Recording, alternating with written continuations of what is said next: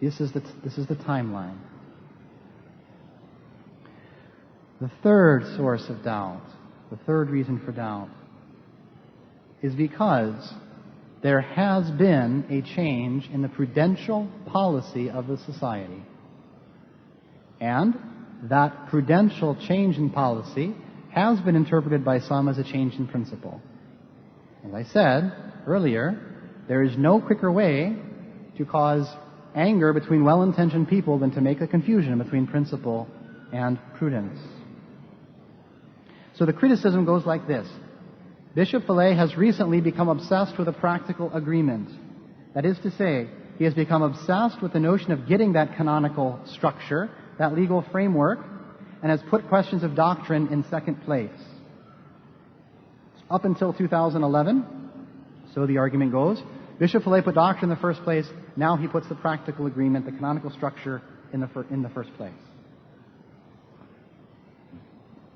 This is not the case, but there has been, as I said, a change in prudential tactics, which does need to be explained. First, has Bishop Vallée left aside the question of doctrine? Even back in January 2001, you'll remember, before, 10 years before, he was supposedly obsessed with a canonical solution. Bishop Vallée was willing to enter into discussions with Rome since they had initiated them. Given that Rome has initiated this effort, it is normal for society to treat it with the seriousness that it deserves, as I said. In the most recent developments in Rome, it is Rome who took the initiative. We did not go begging for a structure. It is Rome who came and asked us to discuss it. And for a time, it did seem that there had been a change in Rome to a certain extent on the question of authority of Vatican II, the authority and infallibility of Vatican II, which we'll discuss in a little more detail in a moment. It did seem that the Pope was willing to let Vatican II be attacked. Did seem. During the discussions, Bishop Vallée consistently insisted on the fact that Vatican II has errors, that the new Mass is not legitimate, and the Society will never relent on this issue. The discussions terminate as soon as Bishop Vallée becomes certain that the Pope is just as resolute in refusing the Society the right to say these things as the Society is resolute in saying them. As soon as Bishop Vallée receives a letter from the Pope saying, no, it is I who have now approved this wording. And it does seem as though Cardinal Levada, during that meeting after the Dici interview, went and convinced the Pope that he had to take that stand. That seems to be the way the story goes. But as soon as it was clear that it was the Pope who was not willing to relent, that's it. But what has changed is that Bishop Vallée no longer places as a precondition for canonical structure that Rome convert. That is, that Rome acknowledge the errors of Vatican II and the evil nature of the Mass. This does not mean that Bishop Vallée doesn't think that Rome needs to convert. That's not the point. But only that the conversion of Rome does not need to be a precondition, an absolute precondition for a canonical structure. It need not necessarily be an absolute precondition. Instead, the precondition that Bishop Vallée, a doctrinal precondition, is that the Society be granted the right to publicly criticize the errors of Vatican II and publicly state that the new Mass is evil, if you will. Therefore, there is a change in Bishop Vallée's prudential policy. It is the only change in policy, and it is a prudential policy and not a change in principle. But we can ask, why change the precondition? What's the benefit in our war against modernism for changing the precondition? It's still a doctrinal one. And as you see, Rome was not willing to grant it. It is precisely on the right of the Society to criticize Vatican II and the new Mass that caused the discussions to break. It was not practical questions. Whether we would be exempt from the bishops or whatever, that was not the problem. Rome was going to grant that. The Practical conditions were not the problem. But why? What is the benefit for the society's fight against modernism in adjusting the precondition, although it remains doctrinally based? The reason is this. Rome has always acted as if Vatican II is infallible. Rome won't state that in that term. Rome won't say Vatican II is infallible. Because if you use that technical term, infallible, well, now you have to prove that. Because there's conditions for infallibility. And as soon as they say Vatican II is infallible, you say, well, could you tell us exactly how that shakes out? Because it doesn't seem to fit any of the conditions. So they won't use that term. But they will use equivalent terms. The Holy Ghost would not permit error to be in Vatican II. The Holy Ghost guides the Church, etc., etc. The bottom line is Vatican II, as written, cannot be criticized. It is, although they don't like the word because it leads them into a debate that they can't win, it is infallible. Now, short of a miracle, and miracles can happen, but you don't use miracles, you don't assume miracles in determining your prudential decision. But short of a miracle, Rome is not going to accept that Vatican II has errors in it as long as Rome insists that Vatican II is infallible. As long as Rome insists that Vatican II is infallible, Rome is not going to admit that Vatican II has errors in it. So, the change in prudential policy is aimed at getting Rome to admit that Vatican II is not infallible. In other words, if realistically speaking, it's going to happen in two steps, then let's fight for the first step. That Vatican II lose this aura of infallibility which protects it from criticism, not just by us, but even within the Novus Ordo Church, the conservative elements within the Novus Ordo Church. No one has the right to say that Vatican II has errors in it. At the same time, if we had the right to say that Vatican II had errors in it, everyone would have the right to say that Vatican II has errors in it. Because either Rome is going to insist that Vatican II is infallible, or Rome is not going to insist. It makes no sense at all for Rome to say, the society has the right to say that, maybe Vatican II has errors. But you can't say that, Mr. Novus Ordo Bishop. Well, no. If it's possible that Vatican II has errors in it, if that's Rome's position, then it's possible. And everyone would be able to say, you know what, I read Vatican II all over again, and I think you're right, society, there's errors. In other words, if Rome could be pushed into granting the society this right, it would be an enormous tactical defeat for the Vatican II reform, to shore Vatican II of its aura of infallibility. It would, on a practical level, assist the fence-sitters who really think that Vatican II cannot be fine. If it resulted in the problems that followed, it cannot just be a question of misinterpretation. There's got to be something wrong in that text. But they're fence-sitters. And as soon as Rome steps back and says, you know what? Read it and say what you think. That would convince some fence-sitters. It would also provide cover for theologians and bishops and priests outside of the society who would be more vocal in their attacks against Vatican II and the new Mass if they couldn't be condemned for doing so. And this is a key point. Bishop Fillet has not stopped insisting on doctrine as a precondition by the fact that he has stopped insisting on conversion as a precondition. And I want to point out, it is our duty to fight. And I have been surprised by the perspectives of people I have spoken with and perspectives I have read that says the society should sit on the sidelines and wait for the crisis to resolve itself. That's not right. We march on our Christ the King procession every year, and we talk about we want to institute the reign of Christ the King. And yet it's not our job to fight. I grant you that the society cannot solve the Christ in the Church all by itself. That is not the point. It is not to say that society has delusions of grandeur, that it's going to ride on its white horse and solve everything. It can't. But can the society, and should the society, take advantage of the prudential opportunities that come in front of it, that come up, to push the church out of the crisis? I think that's a question of duty. Prudentially, yes, of course. It's a question of discernment. But can we just, as a matter of principle, sit on the side and say, God's got to fix it? We don't do that in anything else when it comes to standing up for what is right. Again, it's not a question of thinking society can solve everything by itself.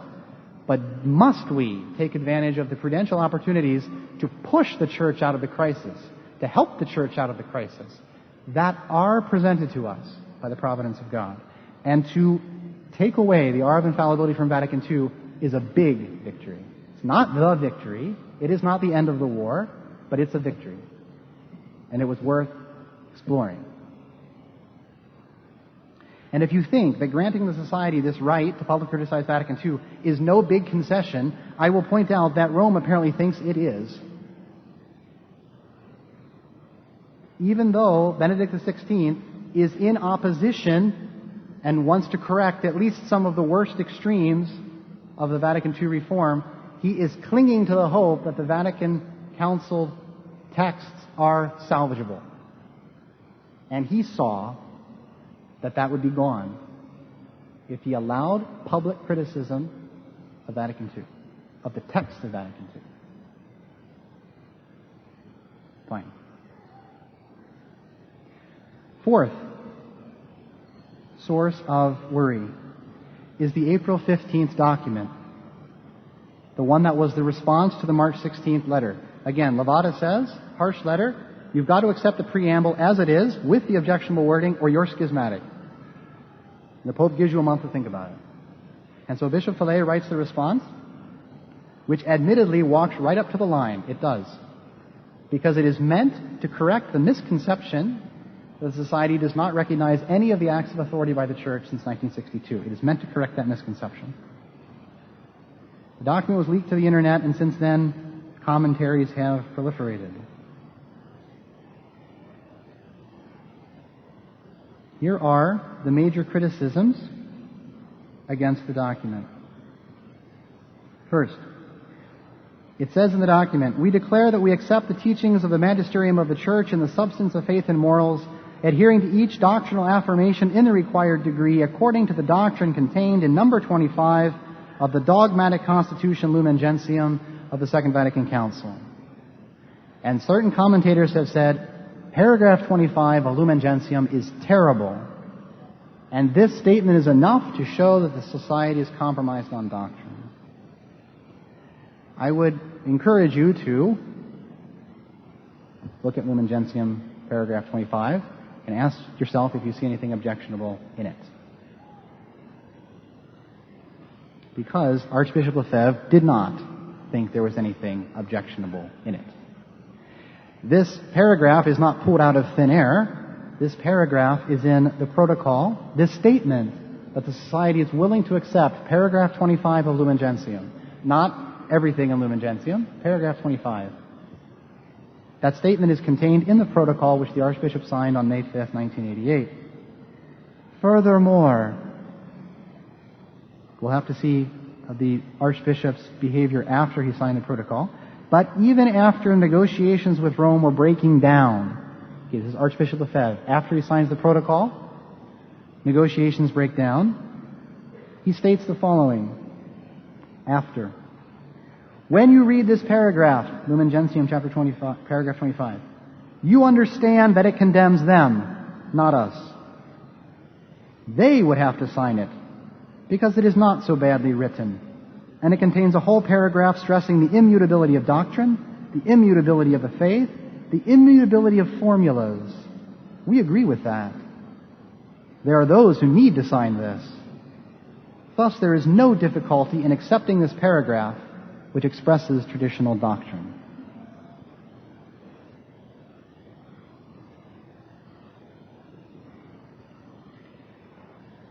Second objection to the April 15th document. The document does not mention specifically that Vatican II has errors, but only says that it has statements which are difficult to reconcile with tradition. It doesn't say the April 15th document, Vatican II has errors. It says there are statements in Vatican II that are difficult to reconcile with tradition. And no doubt this is a very diplomatic way of putting it. I agree. But it is exactly the way that it was put in the May 5th protocol that the Archbishop signed. It's exactly the same way it was put. Except in that document, May 5th, Archbishop Lefebvre also agreed to maintain a positive attitude, direct quote, positive attitude toward these statements and to avoid all polemics. Archbishop Lefebvre, that's what he signed. You can imagine if Bishop Fillet had said that. Now, it is a diplomatic way of putting it, but we have put it that way before, and Archbishop Lefebvre's signature is on the piece of paper when it was put that way. And this doctrinal declaration, keep in mind, is not meant to express all of the views of the Society in all of its detail about these questions, just like the protocol of May 5th was not meant to express everything we think about these documents. Next point. The April 15th document states the Society recognized the validity of the new Mass according to the rites indicated in the typical editions of the Roman Missal and the sacramentally rituals legitimately promulgated by Pope Paul VI and John Paul II. And the accusation is that the Society has accepted the new Mass as legitimate, has accepted the new Mass as legitimate because of this term, legitimately promulgated. But remember the context. This document was issued in the context of a constant insistence of Bishop Fillet that we do not accept the new Mass as legitimate, not the rite of Mass as legitimate. They know that. And this document was issued precisely to correct the misconception that we don't accept the authority of the popes since Vatican II. So the statement, in the context, does not make a judgment on the rite, whether the rite is legitimate, but whether the promulgation by the, if you will, that the authorities of the Church have the right to promulgate missals. We recognize the authority that promulgates it. In that sense, the promulgation is legitimate, but not the rite. It doesn't say that the rite is legitimate. It is not a judgment on the rite. It is trying to emphasize that the popes do have the right to promulgate things. And we recognize that it was promulgated. Next point in the document, which is cause of concern. We promise to respect the common discipline of the Church and the ecclesiastical laws, especially those which are contained in the Code of Canon Law, promulgated by John Paul II in 1983. And the accusation is made that because there are things in the Code of Canon Law that are not acceptable, and that's perfectly true, the document needs to state that. It needs to state that we accept the Code of Canon Law except for this, this, this, and this. Again, the wording comes straight from the protocol which the Archbishop signed. Except that in Bishop Fillet's version of the document, there is an additional phrase which states that what I have just said must be interpreted in light of a previous statement that was made in the document, which states that there can be no contradiction between the teachings of the Church now and later. And it also cites a canon which states that new legislation should be interpreted in a coherent manner with the previous legislation. So the wording, we accept Vatican II, without any particular exceptions about what we don't like, the Code of Canon Law, without any particular exceptions of what we think is objectionable, that comes straight from the protocol of May 5th. Archbishop Lefebvre also did not point out specific problems in the Code of Canon Law.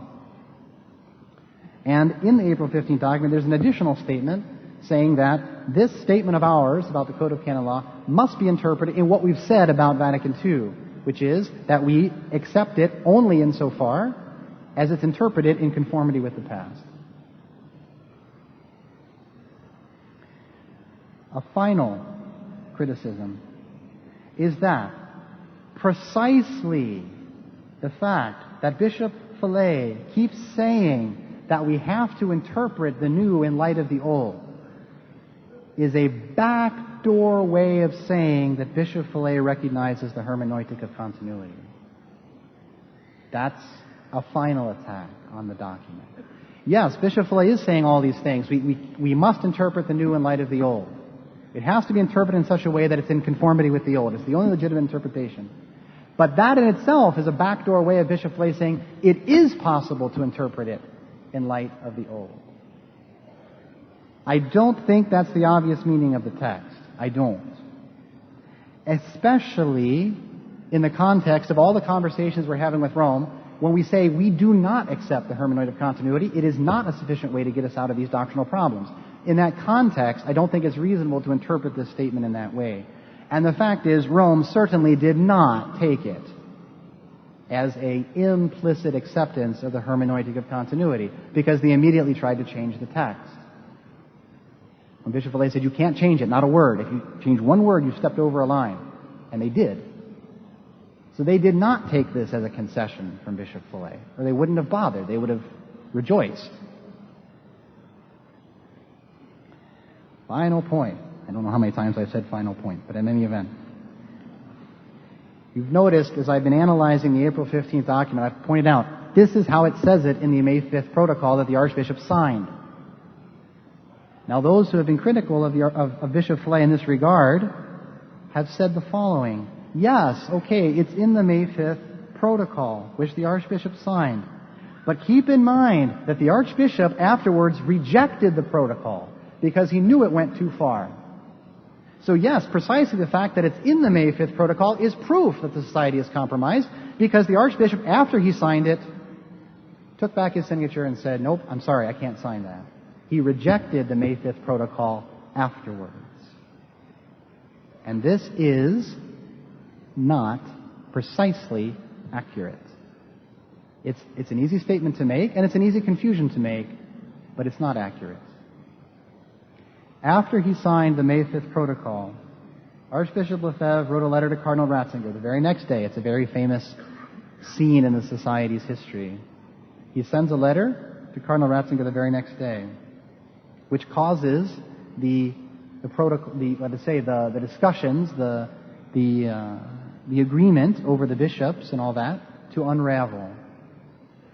But in this letter to Cardinal Ratzinger, he does not reject the protocol. He simply adds one more provision.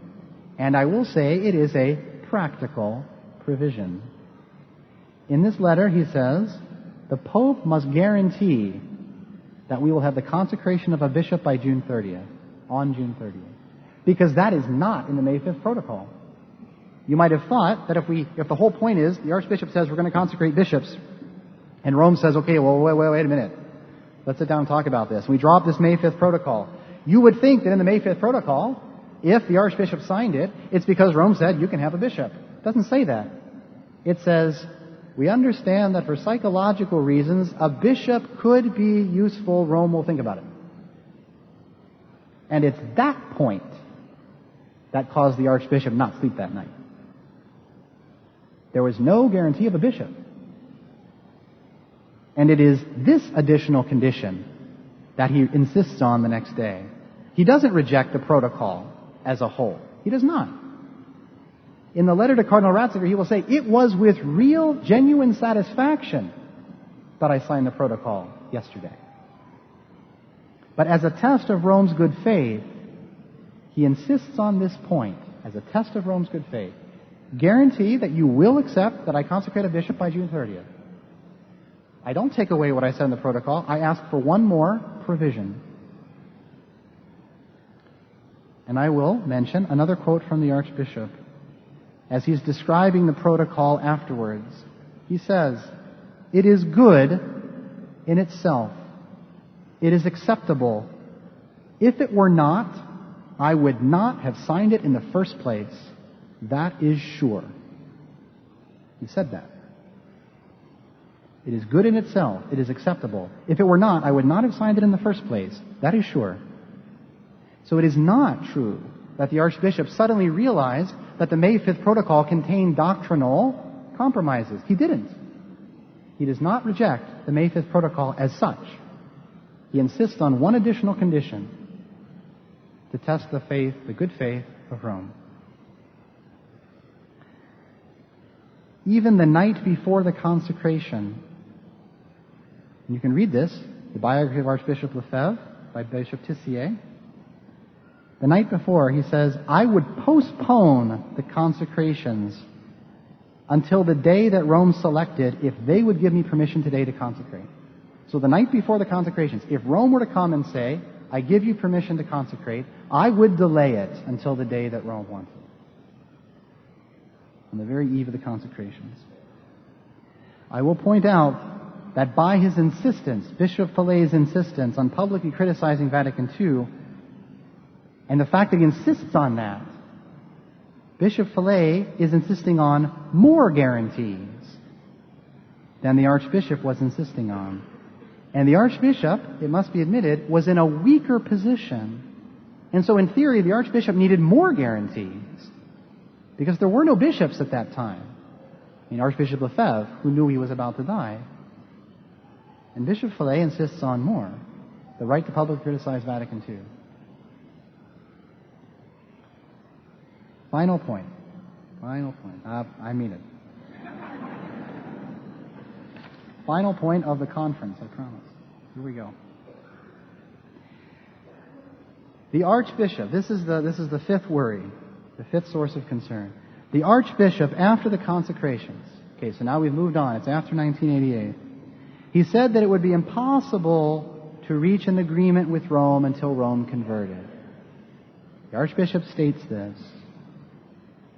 Therefore, by taking that precondition from conversion to the right to public criticize Vatican II, which is the change in prudential policy that I described earlier, we have abandoned the position of the Archbishop. Because after the consecrations, he did state that it would be impossible to reach an agreement with Rome until Rome converted. Now, a few points. First, we have to point out that the position of the Archbishop, which is a bit of a misleading statement, right? Because position could imply a position of principle, or it could imply a prudential decision, which is in fact what it means in this case. It would be good to point out that the position of the Archbishop that these quotes reflect or refer to is a prudential position, not a doctrinal position. A prudential decision made at a moment in time, in certain circumstances, says it is not going to work until Rome converts. And what is prudent can change with time. That's possible. And a future superior living in circumstances not exactly the same as existed immediately after the consecrations should be able to make prudential decisions without being labeled as a compromiser who wants an agreement with Rome at all costs, which is manifestly not true. Bishop Fallet has been Superior General for 19 years, and there's no agreement. And all the practical conditions were there. They would have granted us everything. It was only the question of whether you can publicly criticize Vatican II in the new Mass, which is what stopped things. So, if it was true that this was a change in the Archbishop's position, it was a change in the Archbishop's prudential position, which depends on the circumstances of the time. Second, it is at least very debatable that the quotes, which I haven't given at length, but basically this, as I've said, it will be impossible to reach an agreement with Rome until Rome converts. That's the sum and substance. It is at least very much debatable that these quotes prove that the Archbishop really meant to make the conversion of Rome an absolute condition before even entertaining the possibility of agreeing to be recognized. Why do I say that? It's at least debatable. First, because he made statements like this before the protocol. He made similar statements. And yet he went ahead and negotiated and signed and never rejected, in principle, the protocol. First, for this reason, I'll give you the quote, for example, the one we saw before, from 1987. Eminence, even if you give us everything, a bishop, some autonomy from the bishops, the 1962 liturgy, allow us to continue our seminaries. We cannot work together because we are going in different directions. You are working to de-Christianize society and the church, and we are working to Christianize them. He says that, and then he goes ahead and negotiates.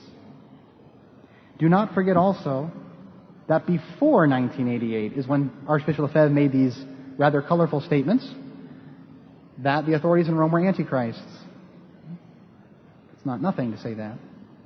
And he said that before the protocol of 1988. So is it obvious that these quotes really indicate an absolute precondition in the mind of the Archbishop? First reason, well, because he seems to make quotes like this before 1988, and then he went ahead and negotiated. Second, because even after 1988, the Archbishop made statements which indicate that conversion is not an absolute condition.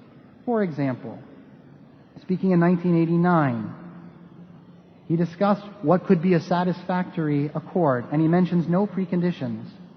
He said, I would have, quote, I would have indeed signed a definitive accord after signing the protocol if we had had the possibility of protecting ourselves effectively against modernism of Rome and of the bishops. If there could have been enough guarantees, I would have agreed. He says that in 1989. In 1990, an address to the bishops at Icone. Someone was saying to me yesterday, but what if Rome accepted your bishops and then you were completely exempted from the other bishops' jurisdiction? But firstly, they are a long way from any such thing. And then let them first make us an offer. But I do not think they are anywhere near doing so. For what has been the difficulty up until now is precisely their giving us a traditionalist bishop. Third reason, think about what this implies. If the Archbishop, by these quotes, really meant to place as an absolute condition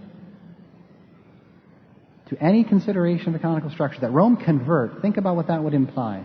It would be a radical change in the Archbishop's policy during his entire career as a traditional Catholic, as a leader in the traditional Catholic movement.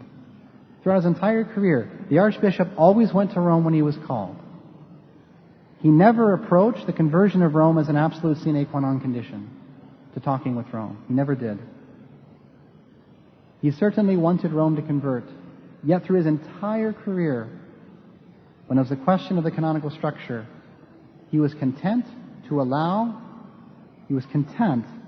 if Rome gave him the permission, the sincere permission, in good faith, of course, to allow him to perform the experiment of tradition.